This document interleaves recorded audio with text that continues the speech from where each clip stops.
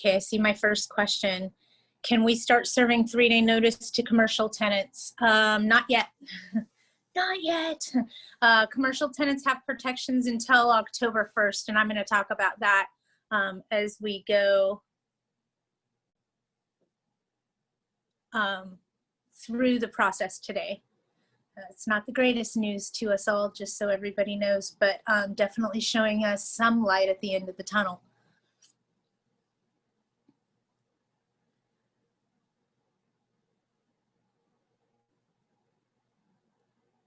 Commercial tenants, I know.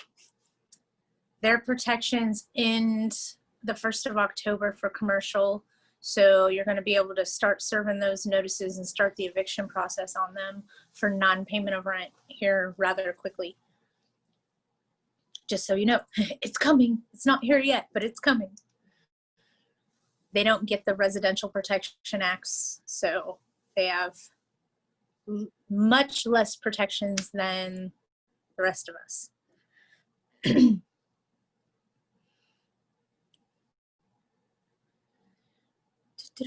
Okay, I think I've wasted enough time logging people on. For those of you that don't know me or haven't met me yet, hi, my name's Patty. I also go by Widget. Been involved in this industry long as I can remember. It's been a very long time. I'm looking at probably 30 years plus. Sorry, still letting people in, so bear with me, you guys. Admit all, close. Okay, I'm not real good at that part of it, but hey, I'm working on it. Let me start today with live from Las Vegas. I'm not kidding. I had to get out. We all have to get out every once in a while, right? So I'm live from Las Vegas, and Nick's just logging on with us. He'll get a kick out of that. How do I deal with a tenant who is bringing a lot of people into his apartment to sell drugs? We're going to talk about that because we finally got some teeth back, you guys. They're not a whole bunch of teeth, but we got some teeth, which tells me there's light at the end of the tunnel. So just hang on. Now everybody's joining us here. So let's get them all logged on. Good morning, everybody. Good afternoon. Happy Wednesday. I'm live from Las Vegas. I really am. So want to talk and jump into 3088. For the longest time, and I'm going to say it whether we want to hear it or not, we could do absolutely nothing. The courts were closed. We couldn't evict. We were having to deal with nuisances, nightmares. I will never forget the story of the guy, and I hate to keep repeating myself, but it's a good story, you guys. Had a guy in a multifamily apartment community that was laid off from work, had nothing better to do but to get drunk with his extra stimulus money. He was actually paying his rent. He would get drunk in his apartment and then come out and tell everybody else that COVID is coming, the sky is falling, and he'd run around through the hallways just causing a nightmare of a disturbance. And you can call the police, but they couldn't arrest him. You know, there's a no-hold bail. There was just limited of what we could do. You really had to prove a nuisance and go in and ask the court to do an emergency hearing so that you could get permission to start an eviction, and nightmare, okay? So I kept telling everybody, when the sunset clause expires, don't worry, they'll extend it, they'll do something. Well, they did something. They did AB 3088. Ugh, not the best thing they could do for us, but it's something, okay? Because we had nothing we could do, and I mean nothing. We were really locked down. Even an owner that was purchasing a property and wanted to live in it had to keep the tenant sheltered in place. We couldn't even ask them to move so the owner could move into the house that they just bought, okay? Big mess. So now we got AB 3088. It's like, what, 47 pages? Mind blown. Here's some things I can tell you about it so that it softens the blow. Our legislation, our PAC fund, the one that our lobbyists in Sacramento fought and fought and fought, they wanted this bill to go till April, the end of April. We won to the end of January. So this could have been much worse, just saying, than it was. We did lobby. Our lobbyists did a great job fighting for us to try to get as many more teeth for landlords as we possibly could. However, we're still restricted. For the last 2 years, they have been trying to change our notice to pay rent or quit regarding time. It's always been a 3-day notice to pay rent or quit.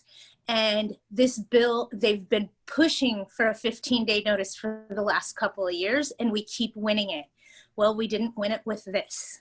So sorry, I'm still letting people in. So we didn't win with this. We are with a 15-day notice to pay rent or quit, and also a 15-day notice for a breach of covenant. Everybody got that? Not only is our 3-day to pay rent or quit a 15-day notice as of right now, this happened September 1st, but so is our covenant notice. Okay, keep that in mind. So what can we do? Not a whole lot. I'm going to go over some bullet points and read to you guys what we can and can't do. And then I'm going to give you my 2 cents as far as process and procedure goes. And then, like always, I'll take as many questions as you guys have and see if I can't answer them or get them all answered. And if we need to invite an expert to help us with those questions and answers, I have no problem seeing if they're available. So watch this. Okay, give me a second and let me look this up for you guys real quick. Just bear with me, I'm sorry. Okay, so important takeaways from AB 3088. For rents owed from March 1st of 2020 to August 31st of 2020, residential tenants cannot be, oh, hold on, I'm letting somebody else in the room. I'm sorry, you guys. I'm multitasking. So for rents due between March 1st through August 31st, residential tenants cannot be evicted if they provide their landlord with a declaration stating that they have experienced COVID-19 financial related distress within the 15-day notice period. So for the rents that were owed, our thing is end of August and then starting in September. So we have dates that we have to follow, you guys. Those tenants, if they claim related financial distress within the 15-day notice period, we're not going to be able to evict them. If they are high income tenants, those who earn 130% or more of the county's average annual income or more than $100,000 annually would be required to show proof of financial hardship. Only those people have to provide proof to financial hardship. So that's going to be a little tricky. For rents due from September 1st through January 1st of 2021, landlords cannot evict their tenant if the tenant has filled out the declaration letter within the 15-day notice period and pays 25% of their rent by January 31st of 2021. Okay, I know I'm going to get a lot of questions and I'm okay with that. Let me read that one more time so you guys are all with me. Landlords cannot evict their tenant if the tenant provides a filled out declaration letter within the 15-day notice period and pays 25% of their rent by January 31st. So by January 31st, they have to pay 25% of their rent. They don't have to pay that 25% right now. Landlords can file evictions as of October 5th if the tenant fails to declare their COVID-19 related financial hardship and they have not paid at least 25% of their rent. However, you need to know that they could get to court and say that they didn't understand, they didn't know they had to fill it out, they could pull whatever card they want to, and we don't know how the judges are going to react to that. But come on, folks, this is California. How do they always react to that? Okay, so need to be thinking forward here. Some other things that we could tell you is the notice periods stemming from failure to pay rent have been extended from 3 days to 15 days. This excludes weekends and holidays, all judicial holidays. This is intended to provide affected tenants more time to either pay their rent due or provide their landlord with the required declaration of hardship to qualify for the new eviction protections. Evictions for just causes. As per AB 1482. Okay, so they're kind of combining that statewide rent control. Even if you're not affected by it, you are now. AB 3088 allowed that to happen, so pay attention. You're only allowed to evict for just cause as defined in 1482. And those cases can be filed as of 9/2. So just cause would be a lease violation, other than rent, you guys, unauthorized occupants, unauthorized pets, failure to allow entry. That is a reason to evict, okay? Any and all unpaid rent is not forgiven. The owed amount must be converted to consumer debt, and landlords will be able to, Landlords will be allowed to collect through small claims court starting on March 1st of 2021. A tenant cannot be evicted for any rent owed between March 1st through August 31st. They can't be evicted for that money. You can sue them in small claims court for it, but you can't evict them for it, okay? Landlords are required to provide their tenants blank copies of the hardship declaration along with printed information regarding their rights and protections under AB 3088 when serving the 15-day notice. If their lease was negotiated in a different language other than English, the version of the notices and the disclosures must be in the language that was provided originally. Okay, so if you guys put a notice anywhere, a lease contract in a foreign language, let's say Cantonese for an example, and I'm just picking one, you guys, everything you serve them after that has to be in that same dialect, just so that you're aware. Okay, all eviction judgments and failure to pay rent cases with the dates of 4/4 through 1/31 are subject to masking and are not required to be made public regardless of the outcome. So basically, if you do evict with rent monies that are through those dates, it's not going to show on their credit report, is what they're saying. And landlords who do not follow these new guidelines can be fined anywhere from $1,000 to $2,500, okay? So just giving you some insight there of what we're looking at. You're probably going to be, oh, let me get Lee in here. Thank you, Lee. Probably going to be much easier, and this is me talking to you, okay? You're probably gonna find it much easier to evict on a lease violation. Let's say your tenant is failing to allow entry. We normally would serve a 3-day curable breach of covenant. If they still didn't allow entry, we would serve them with a new 24-hour notice to enter. If they still didn't allow entry, we would then serve them with a 3-day notice to quit. That's process procedure, simply said. Now you have to give them a 15-day breach of covenant notice if they're in violation of their lease. Unauthorized pets, failure to allow entry, any of those things. Both of those are now a 15-day notice, folks. And not counting weekends or holidays, that 15-day notice is probably going to be more like 20, 22 days, depending on how the notice is served and how many holidays you have in it, how many weekends you have in it. If they do not allow entry for that 15-day period during the notice expire, then you can serve a 3-day notice to quit. And then you can start the legal process. So they're changing the direction on how we have been dealing with things going forward. You need to be mindful of that. Also, the protections for commercial tenants ends October 1st. So come October 1st, your tenants need to start paying the rent in full for commercial, and you will most likely be able to start eviction on them after the 5th of October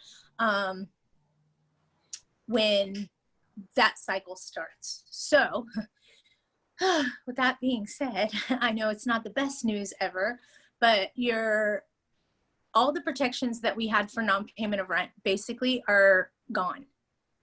there's not a nice way I could say it. If we're trying to get a tenant out of a property, we need to put on our property management hats and find out where they're in violation of their lease contract, whether they're not allowing entry, they're have unauthorized occupants, they are doing something they shouldn't be, they're a nuisance, we have police reports, dates, times, witnesses, very, very important on those notices. So this isn't something we want to try to figure out on our own when we're doing something complex, such as a lease violation on a 15-day notice and then a 3-day quit behind it. It may be something that you do want to contact your legal counsel for. Whatever is put on that 3-day notice, I'm sorry, I misspoke, on that 15-day notice for the breach of covenant, basically a cure or quit, same thing, tomato, tomato, you guys. That notice has to be written specifically. I've always copied the paragraph of the lease they were in violation of and put it right on the notice and then told them what they were doing wrong and supplied dates, times, and witnesses. That is a must. Whatever's on that notice is what the attorney can argue in court. If it's not on that notice, it becomes very difficult to argue it in court. So you want to make sure you have big teeth on your notice if you're going after a lease violation, a breach of covenant, condition, any of those, it all works, okay? So 15-day notice to pay rent or quit, 15-day notice for a breach of covenant. After the 15-day notice on the breach of covenant expires, you are required per AB 3088 to then serve a 3-day to quit and then start the legal process, just so that you're aware. Okay, lots of moving pieces to this new law. For those of us that want cause and just cause, it gets a little tricky. Bear with me, I'm gonna look up one more thing that I can give you guys that has some teeth in it. So hang tight. I'm sorry. And this actually makes a lot of sense to me, so I'll try to explain it to you. If the landlord has an at-fault reason as specified in AB 1482, because remember, the at-fault and no-fault, they're pulling from the statewide rent control initiative and adding it to this bill. So a landlord can evict for an at-fault reason as far as AB 1482, which is a breach of the lease, a nuisance, or refusal to provide entry, okay? The landlord has a no-fault reason that we can evict for, except, and it is also because of AB 1482, but there's a little trick there, except that the terminations have to be based on the intent to substantially remodel, and it has to be permitted unless it's necessary to comply with health and safety laws. So in order for you guys to be able to evict because you want to substantially remodel the property, health and safety is going to have to be involved. So let me give you another, let's say you had a flood in your unit.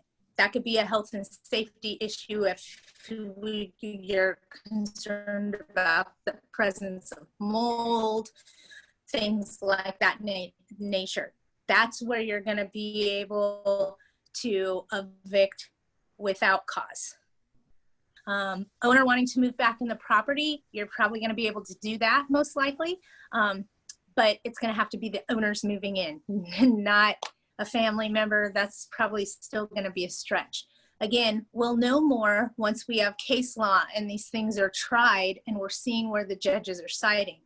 But again, might I remind you, we are in California and California tends to side with the tenant. We have more tenant protections than we do owner protections. And if you guys don't know why, I'll tell you why.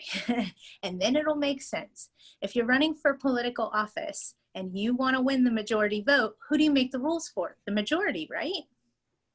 We're 78% tenant occupied in the state of California. We're outnumbered, you guys. We are way outnumbered. So that's why these laws cater to them, is because they're the predominant occupant of our state. Kind of all makes sense for everybody? Does anybody have any questions that I can or cannot answer? Because if I can't answer them, you guys, I will hunt them down, okay? I have one question. Only one. Yeah, it's a good day. So this primarily works between the March and September or August date. Is that correct? That's when this is for, or is this for October forward or September forward? September forward is how I want you to look at it. Okay. We cannot evict for money that was owed from March to August. We can only sue them in small claims court. And here's something you need to know. And you need to know this. If you don't serve the Tenant Protection Rights Act to the tenant by the end of this month, you cannot sue them in small claims court for the money they owed from March through August. Everybody get that? If you fail to disclose to them what their rights and protections are with the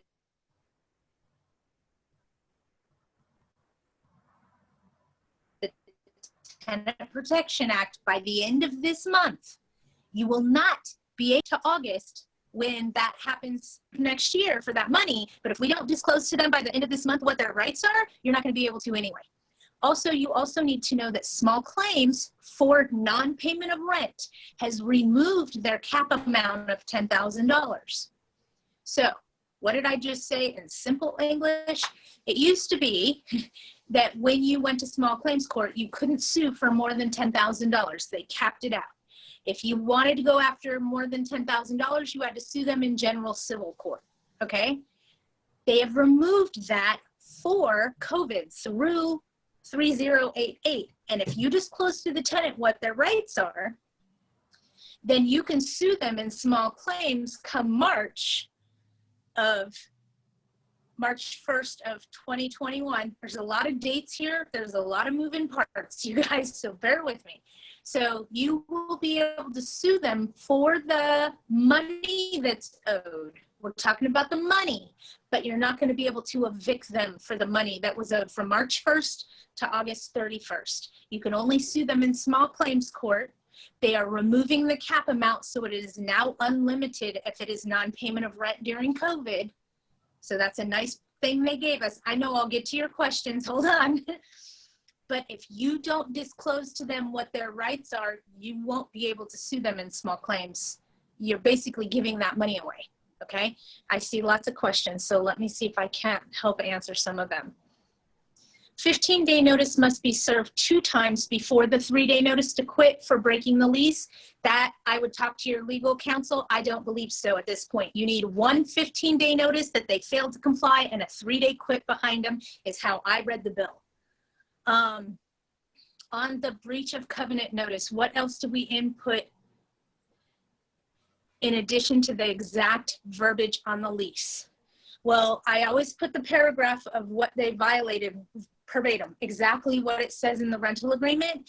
And then below I say on, and I'm just throwing out an example here, folks. So on, I'm trying to pick a date. On September 15th, there we go. You failed to allow entry on your notice. It was witnessed by myself. You refused to allow me in on such and such date at such and such time. That is your date, times, witnesses, okay? That has to be on every covenant notice, dates, times, and witnesses. If they're being a nuisance and causing a problem, you want to tell the story because you can only argue in court what's on that notice. If they used foul language and cursed you out, quote them word for word and use the foul language right on the notice. Okay, has more teeth that way. I know you're like, I don't want to use the F-bomb on a court document. Put the F-bomb on the court document, okay? I'm telling you, I've seen it happen. It holds much more clout than if you leave it out. Besides, you can't argue you were belligerent, you were rude, you were cursing. You can say all those things, but if it's not on the notice, you can't. So you want to make sure you're telling the story. I hate to say this because I am not a drama person, but give us the drama. Give us the whole story when you're writing what they did wrong. It has to be specific. You want to give every angle to your attorney that you possibly can. So when it comes time for them to go to battle for you in the courtroom, they have plenty of actions that they can go after, not just one. Okay, everybody got that? All right, anybody have any more questions? Let's do a little recap, okay? So for monies owed from March 1st to August 31st, we cannot evict for, okay? We can sue them for that money in small claims court come March of 2021 if and only if we have disclosed to them the Tenant Protection Act by the end of this month. Everybody got that? Okay. And they've removed the cap in small claims for non-payment of rent. It is now unlimited for this COVID period. I'm sure they'll change it back later, trust me. But for now, that's how that sits. For money, rent monies that are owed from September 1st to January, we have to serve them a 15-day notice to pay rent or quit. Please give them the Tenant Protection Act if they owed you money from March to August, or you're going to be in bad shape come March of next year. And we also need to make sure that we have them fill out or provide them with the declaration of how they've been affected. If they're late in August, I'm sorry, I misspoke. If they're late in September, they don't pay in September, you need to serve the declaration and the 15-day notice for September. If they don't pay you the 25%, don't forget, that's not due until January. They don't have to pay 25% of the rent right now. Okay, very confusing, lots of loopholes, you guys. If they've been affected, they have to pay you 25% of the rent by January 1st for September, October, November, December, January. Okay, starting in February, the other 75%, it all comes due at once. Unless they throw another provision, a new law, you know, hey, that's how they roll, you guys. So with that being said, we need to be really careful with rent collections and what we're doing. Those declarations can be used against the tenant in a court of law. It comes with a penalty of perjury for them. The chance of a tenant saying, I didn't know I had to fill out the declaration every month, the judge is probably going to side with them because they pulled that card.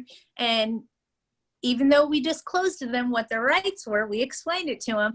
And most likely, the judge will dismiss the case. So you want to be very careful with that, okay?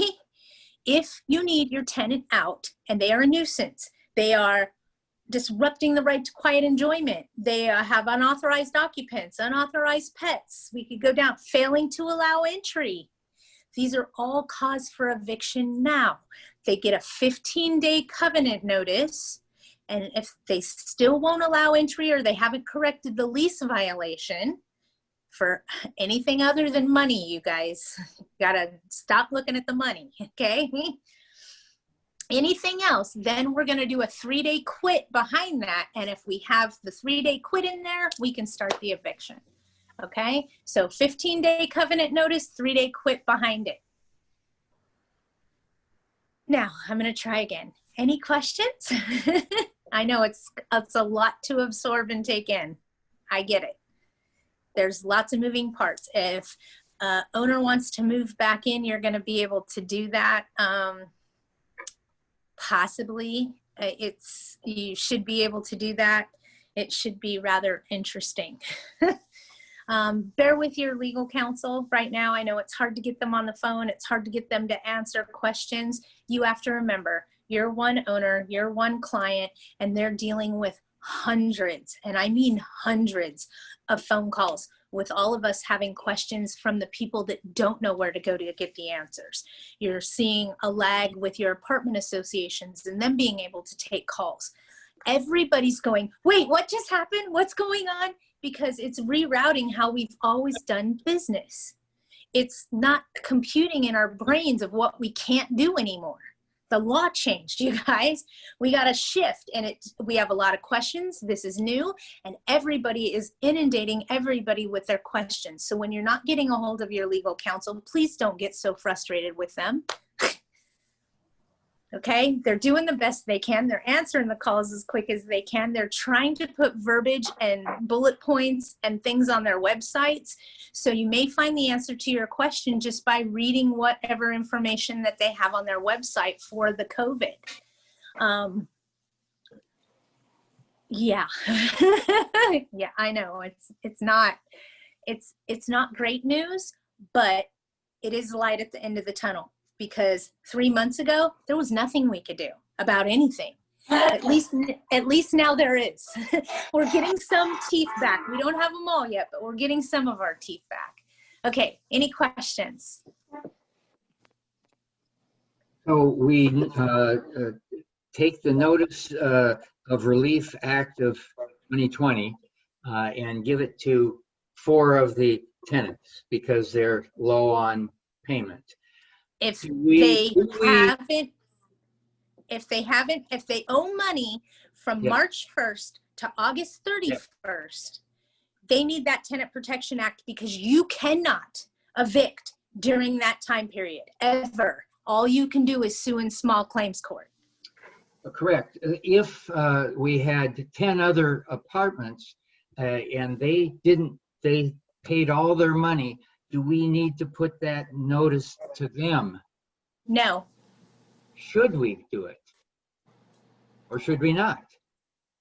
This is what I'm getting questions on. I would say I wouldn't do it, and this is me talking to you, because I don't want to educate somebody of how they don't have to pay the rent. Yeah.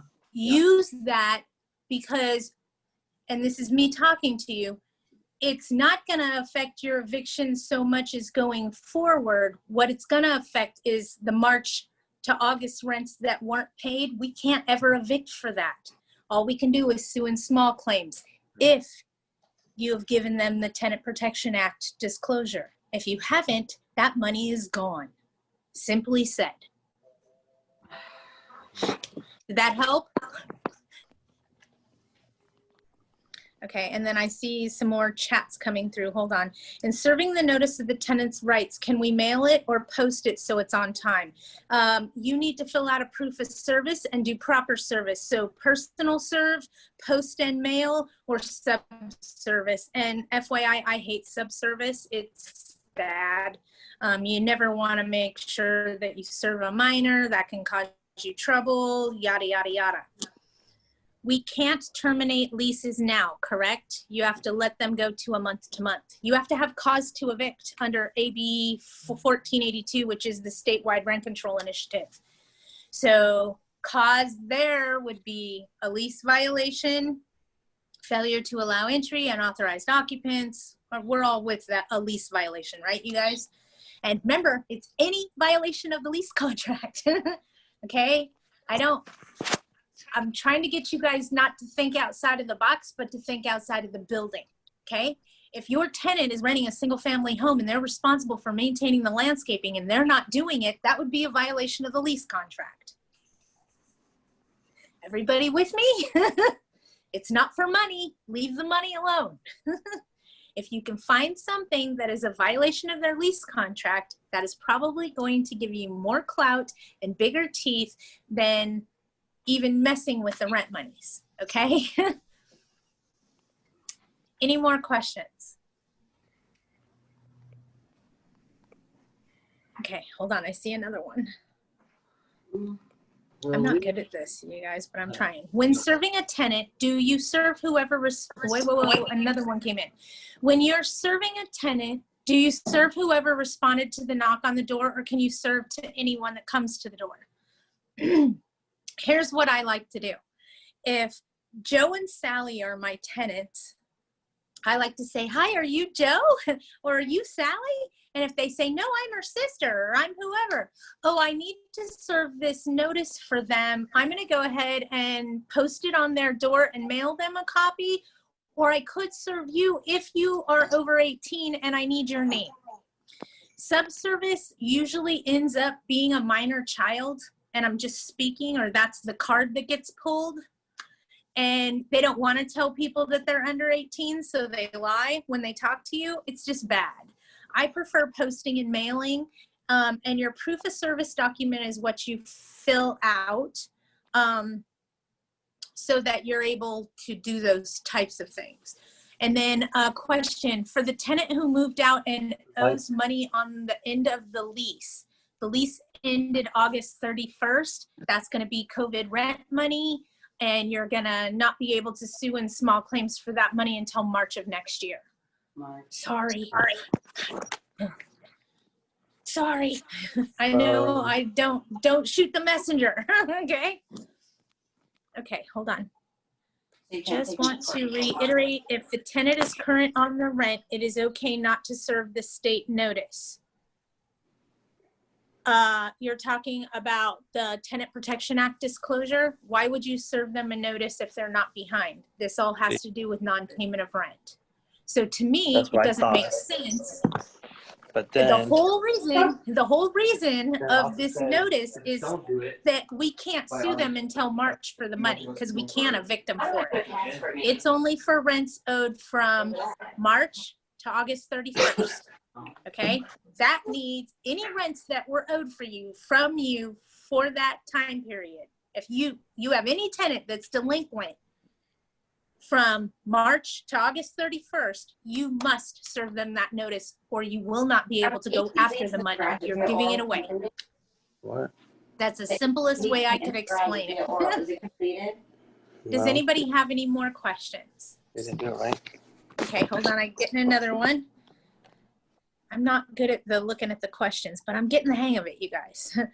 How do I deal with a tenant who is bringing in a lot of people to his apartment to sell drugs? Property is in City of Los Angeles. They have additional rights. How do you know it's drugs? And I'm not being an ass here. I'm being honest with you. I do a lot of stuff for the multifamily crime-free housing programs with our sheriffs and our local police departments. And what they're telling me now is when So you for have a tenants who moved high-traffic out area, already owe money, we do not have to. somebody them- needs to mute themselves.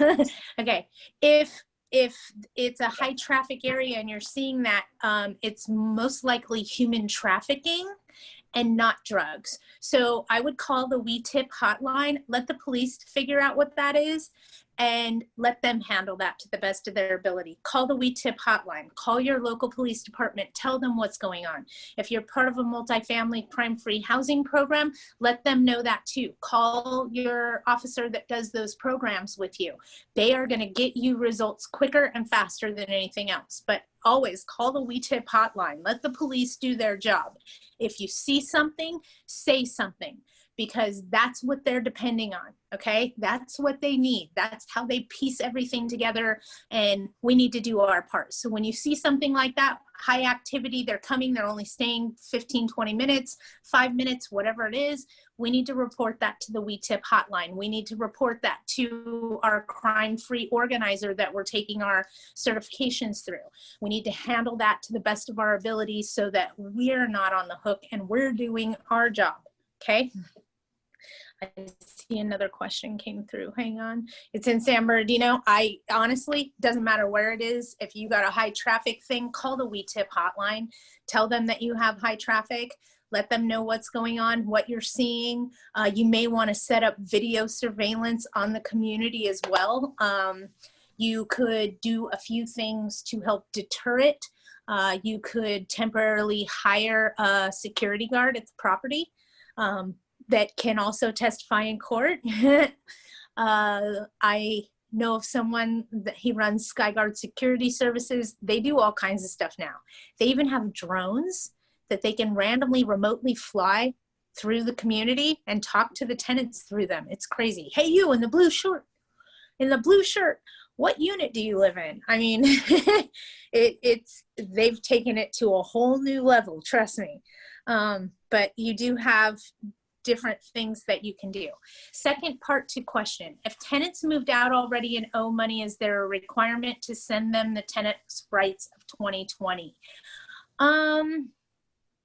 I would, because technically we can't sue them for that money until March.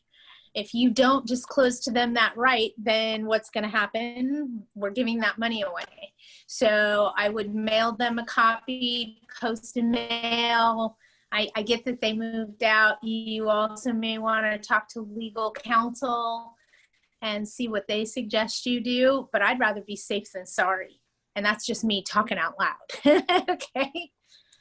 Anybody have any other? Oh, here we got another. They never provide a forwarding address. You guys know the secret to get a forwarding address? Send them anything in the mail, a copy of their disposition, whatever, what have you. Eventually, that could get forwarded to their new address. If you write on the bottom of the envelope, forwarding address requested, the post office will then send you back your letter with their new address on it so that you have their new address. Comes on a little yellow label, looks great, but you just put at the bottom of the envelope, forwarding address requested, okay? 3 words, forwarding address requested. That will tell the post office that you're not aware of their new address and you're requesting that they send that information to you, and they do it. Oh, I've actually mailed people a blank piece of paper before, just so I can get their forwarding address. Yeah. Okay, hold on, got another one. Do you still have to serve the tenant right and declaration for only a 15-day notice if money is owed after September 1st? Yes. The Tenant Protection Act, which is the declaration, lots of words here, you guys. Tenant Protection Act has to be served to them by the end of this month if they owed you money from March to the end of August. We cannot evict for that money ever. We can only sue them in small claims court if we gave them a copy of the Tenant Protection Act by the end of this month.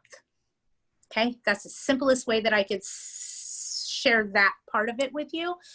The second part is for money that's owed from September 1st to January, they have to fill out a covenant. They have to fill out a declaration each time they're served with a new 15-day notice. So if you have to do one every month because they're still not paying, we still can't go after that money, but we have to notify them that by January 31st, they owe 25% of the rent for each of those months by January 1st. So if we don't do that, we're not going to be able to have the right teeth. Basically, what we're doing, you guys, is setting ourselves up to be successful down the road, because right now our hands are still tied. The only way we can evict right now is cause, lease violations, something along those lines, okay? And if you really need them out, you may want to consider doing cash for keys. In order to do a cash for keys contract, you must be the owner of record of the property to negotiate the contract. And let's face it, if you're going there for cash for keys, you've probably already ruined that relationship, so you're not going to want to do it yourself. A property manager can do it if they're a licensed sales agent working under a broker or a broker themselves, or an attorney. There's only 4 people that can negotiate a cash for keys offer. The owner directly, a licensed sales agent working under a broker, or an attorney, just so everybody's aware. So if you're a property manager on a multifamily community, you gotta have an attorney do that for you. Just saying, okay? Be careful. You don't want to get caught practicing real estate without a license. That's what that boils down to. So be careful. You are negotiating a real estate transaction, simply said. So you need to be licensed to do so. Any questions? Because I'm live in Las Vegas. It's time to play. Nobody has anything else for me? Remember, covenant notice is now 15 days. 15 days to pay rent or quit, okay? If you're doing a covenant, you have to do a 3-day to quit when the covenant expires. 15 days don't count weekends and holidays. Hold on, I see something else come. We will be there next week. Oh, you'll be in Vegas next week. It's awesome. It's like a ghost town, just so everybody knows. And you have to wear your mask everywhere, which is fine. And I carry my own bottle of hand sanitizer in my pocket. When I'm done doing whatever I'm doing, I just sanitize my hands again. Hold on, I see another question. I'm excited. Everybody have a good time. Everybody send me good juju, okay? I need to win lots of money today. I'm just playing. I'm just playing. Regarding So, on how, oh, go ahead.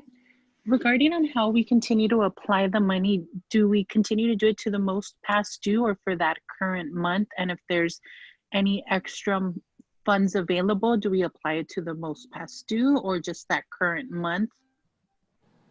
You've always applied, and this is me talking out loud, okay? And you correct me if I'm wrong. Do you work in a multifamily community corporate America? Yes. So it's your company's policy and procedure to apply funds received to the most past due first and then coming Yes. forward? Yep, I got you. Keep doing that. Remember, Okay. we can't evict in small claims court. I mean, for that money that's owed from March to August, we can't evict ever for that money. We can only sue in small claims. And they've put a cap. When the 25% kicks in, remember, they have to pay 25% of the rent by January. So I just keep applying it to the most past due balance and carrying that forward. I wouldn't change the way we do our accounting is what I'm trying to say to you. Okay, thank you. No problem, anytime. That's why I'm here. Anybody have anything else? Because if we don't, I'm just going to end it. So if you have a question, by all means ask. I'd rather deal with 100,000 dumb questions than have to walk you through a stupid mistake. Simply said, okay? I'm good with questions. I love them. And we got another one. If it is in the city of LA, they don't have to pay the 25%, correct? Most likely, they're going to have to pay that by the end of January. They're going to have to pay that in January. They don't have to pay you the 25% now, is what we're trying to say. So if they have to pay the rent in full plus the 25% of the past due, in January, the way that it reads right now is all the way until January, they have until the end of January to pay you the 25%. As far as the 75% that's still owed, that kicks in February 1st of 2021. Right? The very next day, they owe all the rest of it. But remember, you can't evict from March to August 31st for rent money. You can only sue in small claims. I saw another question. Hang on. It says, how do I get a hold of an attorney if they're not returning a call? Which law firm are you trying to get a hold of? Be diligent. Send them an email. Give them a couple of days to respond. I know that I know of 3 different legal counsels, okay? And I'm not going to call anybody out. They're having trouble, guys. Everybody and their mother is calling them, asking them, what can I do? I need money. I'm going to foreclose if I don't get help.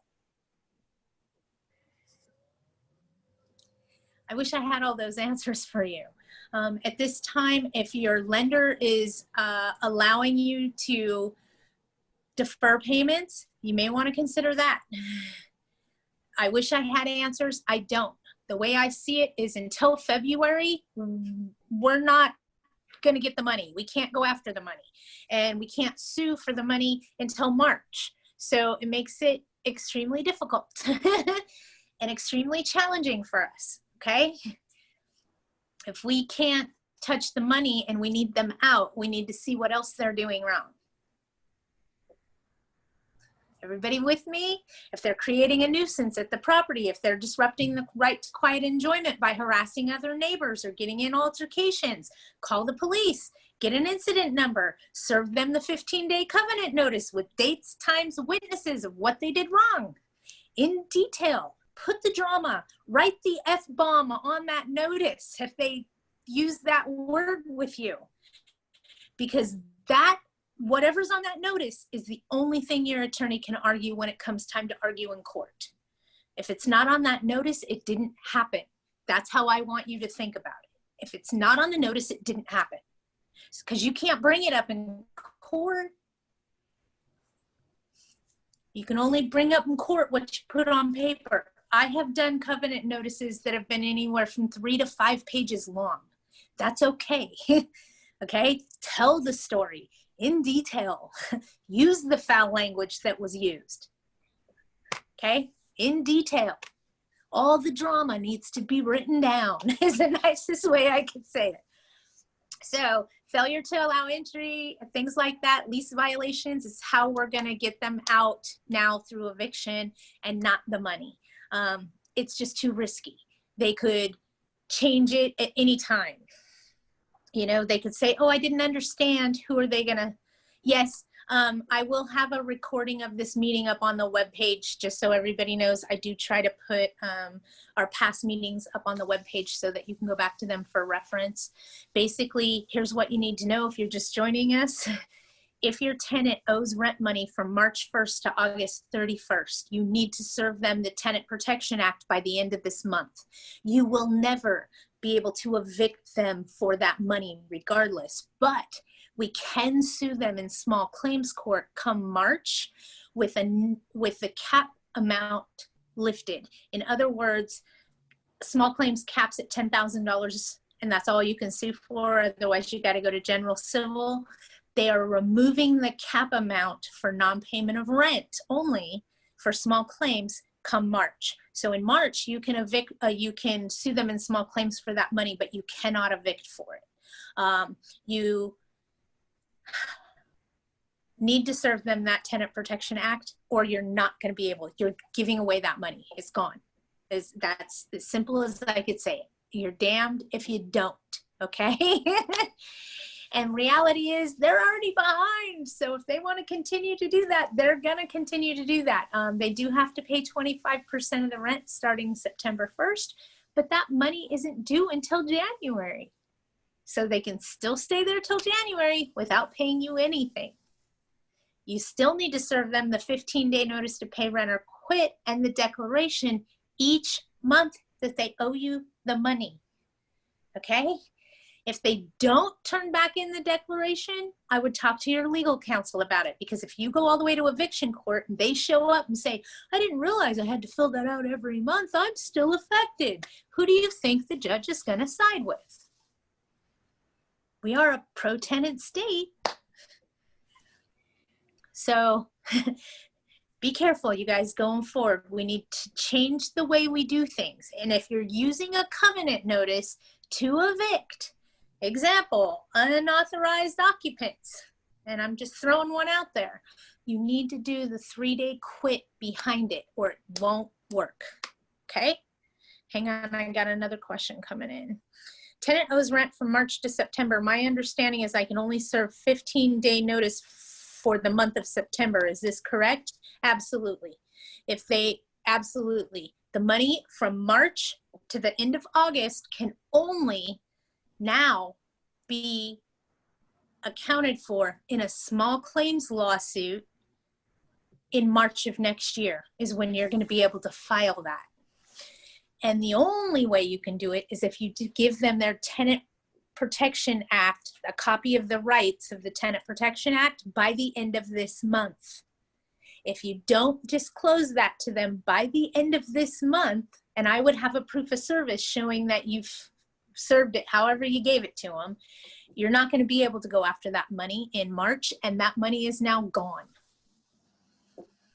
Everybody got that? If they owe you money from March to the end of August, you got to give them the tenant protection disclosure by the end of this month, or come March, you're not going to be able to sue them for the money they owe you. I think that's the biggest one I'm trying to get in everybody's head. If your tenant is current, don't serve them anything. Go on about your day, hit the easy button, okay? If your tenant's in violation of their lease contract, from now to January, you have to use a 15-day notice. 3-day notice is gone, except for the 3-day quit, which is you can't fix this, get out. And in order to do that notice, you have to have a covenant in front of it, a cure or quit. That is now 15 days. Can I question with audio? Absolutely. You can get on here with video. You can do whatever you want. You guys, I'm here for you. Hey, Patty, just to reiterate, looking at the CAR forms, it says that it's still set up to serve a 15-day notice for tenants who owe money Stop. from March to. Stop right there, okay? And just hear me out. I am a licensed real estate broker. CAR does wonderfully on their documents for real estate transactions, not so much for property management. Right. Okay. So just to make it clear, so if we have a tenant that owes money in May, we can send them the tenant rights form, but we don't send them a 15-day notice. Do they owe for September? No, they owe for May. Then you send them the Tenant Protection Act and you don't give them a notice. Okay. So the Remember, CAR forms are not functional, I guess. We can't evict Right. for that money. We can only sue in small claims for it. Right. Okay. Okay. So no 15-day notice unless it's from September on. Bingo. Okay. Thank you. No problem. No Okay. problem. I'm here to help you guys. Please Thank you. clarify September. No problem. I would rather help. Like I said, I'm here for you guys. I have skin in the game. I own investment properties myself. I am a landlord. I am my own property manager. Yeah. Please I usually don't use CAR. clarify.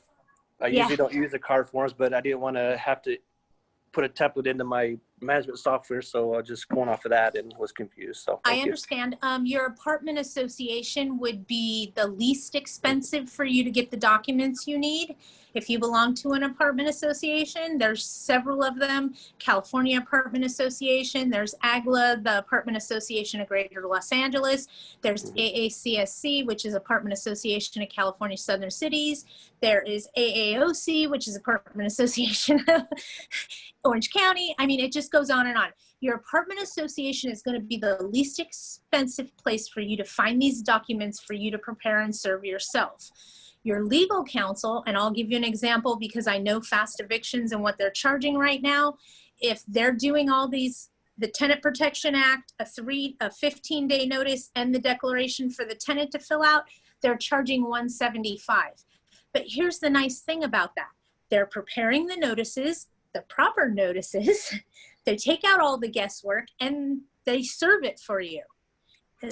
So to me, $175, hit the easy button, you know, send in, take an email of what you need to do and get that rocking and rolling. Okay, I saw another question come through, hang on. So if the tenant owes for February and September, then they get the Tenant Protection Act, a 15-day notice. The 15-day notice would show September's rent, not February's. Oh, yeah? They owe for February. Hold on. My brain's going a million miles an hour. Did you serve them a 3-day notice back in February? Because for September, they don't get the Tenant Protection Act. And for February, they wouldn't get the Tenant Protection Act. I'd call my legal counsel. And if you served a 3-day back in February, you may be able to do 3-day February rent and start eviction. I'd contact your legal counsel, most definitely. For September would be a 15-day notice. Okay, hold on. No, he pleaded COVID starting in March and he was laid off, but he didn't pay February's rent. You may have him in a loophole, darling. I'd call your legal counsel. That's the nicest way I could say that. If he didn't pay February, you may have him in a loophole that benefits you. I'd contact your legal counsel. About February's rent, I'm sorry, I misspoke. September's rent, you need to do the 15-day notice and the declaration on how they were affected. They have to give that back to you for September's rent. And the reason I'm thinking that we have to do these 15-day notices in the declarations is at the end of this, when all this money becomes due in February, I have no doubt that they're going to fine tune the law a little bit more as it gets closer to expiring, because now we've learned that's exactly what they do. It's proven fact. I think that, and this is just me talking blonde brain, if we didn't do the 15-day notices and the declarations properly, we're not going to be able to evict once the time comes. So each and every month going forward until January, we need to serve that 15-day notice each time they haven't paid that rent. They do owe 25% of that rent, but not until January. And then February, the other 75% becomes due. Doesn't sound like it gives the tenant a whole lot of wiggle room, which doesn't make sense considering all the laws benefit them. So I have no doubt that something else is going to happen further down the road, and they're trying to pave the way for us to get there by doing these notices. Hold on, I see another question. Is a 15-day notice followed by a 3-day notice? Okay, hold on, let me answer that first. If you do a 15-day covenant notice, because now a covenant or a cure or quit is 15 days. It is no longer 3 days. So they've changed 2 of our notices, you guys.